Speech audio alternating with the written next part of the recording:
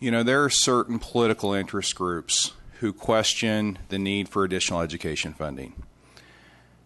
Instead, they argue that reform alone is all that's necessary to improve our education system, our education outcomes. And they base their argument, as far as I can tell, on the fact that education spending has increased over the past few decades without corresponding improvement in education outcomes. Secondly, they argue that any new education spending will invariably be wasted, or at the very least, not be used effectively or efficiently. How would you respond to those arguments? And again, this may be for later in the presentation. Thank you, Senator. For the record, Dale Erquiaga. I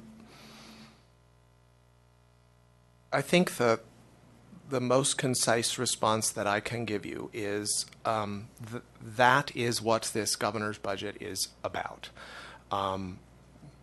It's easy to say the failures of the past indicate that we should just not do any more until they figure it out. There are children behind those statistics, 35,000 per year in the system, which I have temporary stewardship over. I don't like the idea of telling the families of 35,000 kids per year that they have to wait while we figure it out. I agree we have to figure it out, and I believe the governor has presented an aggressive reform agenda and modernization agenda and valuation programs to do that.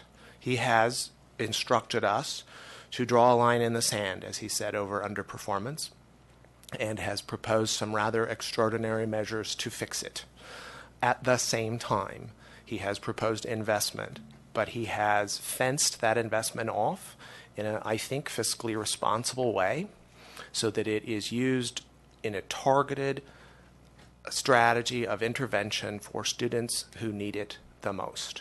And so I think the governor would say, if he were here, that his strategy is to both invest and to reform, and that both strategies are necessary. This is a part of the military analogy, a multi-front war.